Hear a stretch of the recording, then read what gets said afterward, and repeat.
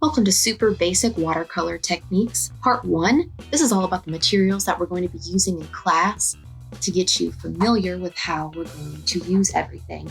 Here you're going to see some of the things we're going to have: tubes of watercolor, palettes of watercolor, watercolor pencils, variety of brushes, some salt. Here are the kinds of paper that we may be using. This first one is cardstock. It's very smooth. And the second one is watercolor paper, and it has a bit of a texture to it. Both of these are very thick so that they can withstand the water that is necessary for painting. We're going to have a variety of different kinds of brushes, but fluffy is the best. These are flat brushes. They're used to paint in very precise areas, especially places where you want it to be flat. These are mops and round brushes. This first one is a very large mop brush to cover a big area, and these others are a variety of round brushes.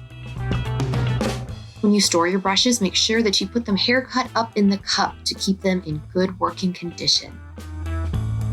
After you're done painting, you should always rinse out your brush.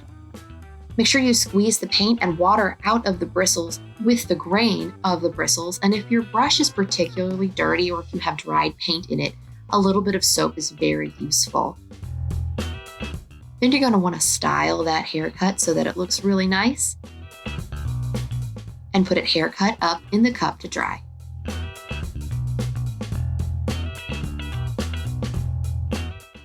We're going to start off by looking at a few of the kinds of watercolors that we may be using in class.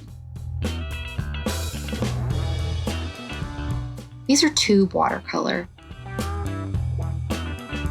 Tube watercolor is a very thick paste kind of paint, and you mix water in it to make it work.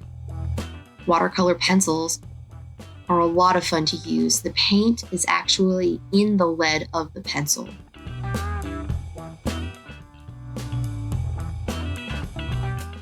And pan watercolors are the kind that people are most familiar with.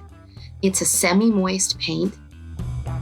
You can touch it and nothing comes off on your finger, but as soon as you put water on it, it activates. There's a lot of different kinds of paint that you can get that looks like this. These come in squares, and the other one were circle pans, but they all work exactly the same.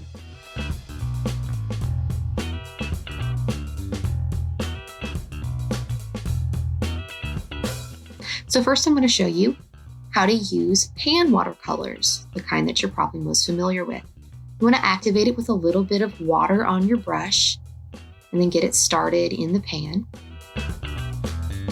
And as you can see, you have instant color. Always rinse your brush between colors. If you end up getting a little bit of blue in your red, you're going to end up with purple. You always want to have a pure color.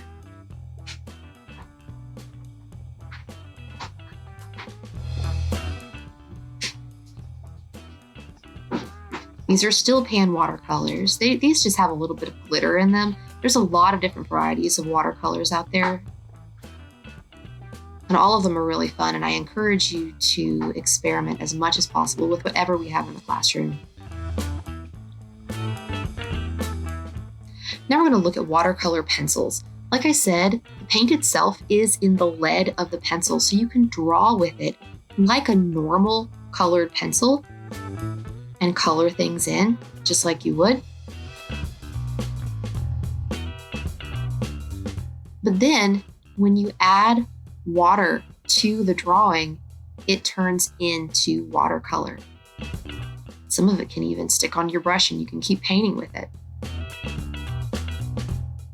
So you can fill in areas really thickly or really lightly with watercolor pencils, and even create things like gradients or even flat areas. You can mix them together very easily too. Here you can see I'm putting blue down first with a little bit of purple on top of it. And when I activate those together, they blend very smoothly.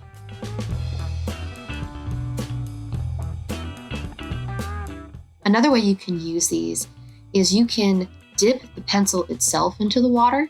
So first I showed you what it looks like without water. And now I show you what it looks like when you dip the pencil into the water. You get a very bold effect. It dries pretty quickly though, as you can see.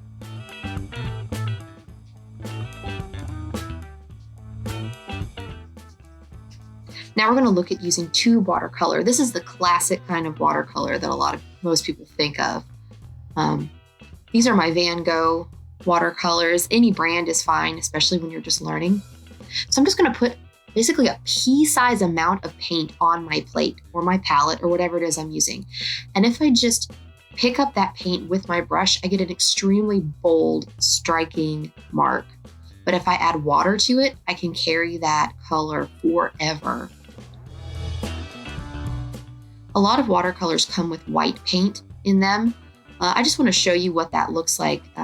White paint is somewhat pointless in watercolor because it doesn't really lighten the paint itself, but it does give a little bit of a tint, which can be very useful in some aspects. But in general, you don't really even need white watercolor paint.